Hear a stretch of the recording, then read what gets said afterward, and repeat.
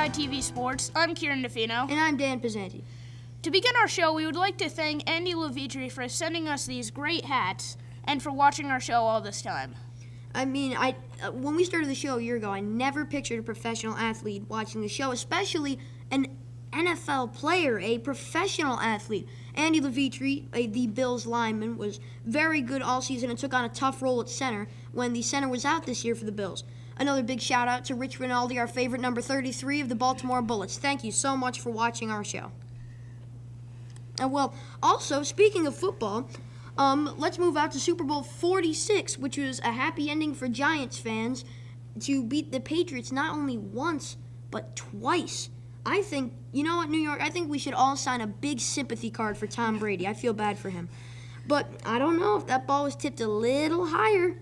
Rob Gronkowski would have caught that, and maybe I wouldn't be talking about it, but it wasn't. Tom Calkin got his second Super Bowl win of all time, and if it were up to me, he would join the greats in the Hall of Fame. He is that good, and it was a very good, wise decision not to get rid of them for the Giants. Speaking of bowls, the annual Socrates Dodge Bowl was just held, and Slam, going into it with 2 straight championships, could not finish out the job, and the Legends of Dodge Bowl won the adult championship. But on the student side, the Sickness won. Well, that brings us about to time. Let's kick it out to Ty for the Ty Gallagher Report.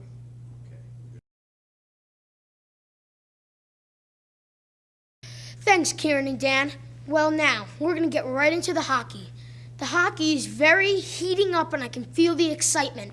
The excitement is getting very huge, and I'm getting very confused in my mind. The Devils won 7 straight. Losing to the Tampa Bay Lightning is huge, huge. And the Rangers remaining in first place, still, I don't think they got a shot at first place. Devils are doing good. They're going to win the conference, definitely. No doubt in my mind, the Devils are going to lose. Well, now, the Boston Bruins, no, they're my enemies. They you know, when I first saw them, I thought they were a little good. No, not anymore. They're my enemies. And now, let's get into local hockey, where the Socrates Mustangs remain in the playoffs. As you can see, wearing my game jersey. The playoffs are very much heating up for them after losing to the Westchester Mariners in the Hudson Valley playoffs 5-2. Upsettingly, the weekend after this, losing to Saratoga Springs 3-1. Heading forward, playing Schenectady at Schenectady. Schenectady is one of the Socrates Mustangs' biggest enemies. And try, if you can, be there Sunday 3:45, Kiwanis Ice Arena, against the West Point Knights. See you next time on the Ty Gallagher Report. Head off down to Kieran and Dan. Thanks, Ty, for another great report. Well, let's move on to our latest local news. The Socrates High School boys basketball team is in the sectionals. They have beaten Red Hook for the first time in a long time, and I attended a few games, and every game I've attended I was very impressed with, and I just wish Socrates the best. Yeah, we were both at that Socrates Red Hook game, and I thought they played extremely well. Yes, they did. Well, speaking of basketball, we interviewed Coach Bonfiglio and Olivia Prinz, a basketball player here, and the coach of the girls team, and let's go see what they had to say. I'm here with Coach Bonfiglio, a gym teacher at Morse and a coach of the girls varsity basketball team. Coach, how did the basketball team do this year? I think we did well. I don't think we did as well as I would have liked. A year ago, we went to the semifinals of our sectionals. This year, we didn't make sectionals, but we had some changes in our team. What surprised you this year? Okay, we had a couple of new players. One, a Grantee Morse graduate, Kristen Aver, who never played before. She really stepped up, and by the end of the year, she was contributing. Nikki Verge was our most improved player this year, another Grantee Morse graduate. And she made 53 pointers this year, so we had some kids really step up. What could have been better for your team?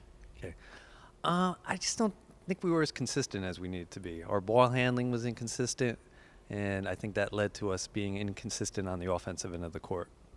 And what does the future for this team look like? I think it's bright. I think if everyone works hard this summer, we have some good kids coming up from JV. We return our 2 leading scorers. We return a starting point guard. So I think the future is bright for Saugerties basketball. Thank you, Coach. Thank you. Hello, Morris. I'm here with a 6th grader here at Morris, Olivia Prinz. Olivia plays Biddy League and CYO basketball. Olivia, how do you like Biddy League basketball? How's that going for you? I actually pretty much love Biddy League basketball because it's quite a challenge for me because this year I was put on an all-boys team, and I was very excited about that and shy at the same time. But it's been quite a challenge, and I've had a blast. Well, how about we look at the CYO level? How is that going? Well, that's actually fantastic. I love my team, and even though it's 8th graders, I still love the challenge, and I'm just excited to be on that team because it'll get me ready for the high school teams, and they're a great team and a great coach. Well, I heard you say high school teams, and I was wondering, what's your future in basketball going to be like? I would like to definitely try to make modified team and then go on to varsity, and then just keep going as long as I can. Okay. Thank you, Olivia. You're welcome. As you can see, the Saugerties basketball future is looking very bright. Speaking of basketball, it is the most wonderful time of the year again. And no, I'm not talking about Christmas. I am talking about March Madness, the college basketball. Amazing. It's just amazing. It's great. This last year, I predicted the Syracuse Orangemen would go all the way, and yes, there was a flaw in that plan. This year, I'm not kidding. They are going to win the national title, and I completely believe that. There are some threats. Kentucky, yes. Do I think they can beat them? Yes. Anthony Jones is something to fear, but Fab Melo is also. Is there Big East threats? Yes, but they are down this year. Have they beaten the Big East threats? Yes, they have. They did lose to Notre Dame, but every team has a bad day. And they were due to lose one. Every team is due to lose one. I mean, the UCLA John Wooden team, they lost one. They didn't go undefeated. Every team is due to lose one. Syracuse does have a few flaws. They're not the smartest guys in the world, but they can get it done. They have enough physical talent, and they will get it done. I don't see any team beating Syracuse. Go Orangemen. I think you're right. Syracuse does have a very good team with Fab Melo, Rakeem Christmas, and all them. But I'm going to keep my eye out for the Baylor Bears. They're looking pretty good. They're in the top 10. I think they're gonna be a major threat this year. They are. Well, I guess that wraps up our show. I'm Dan Pisani. And I'm Kieran DeFino. We'll see you next time on JPI TV Sports. But remember, no one circles the wagons like the Buffalo Bills. Go Orange!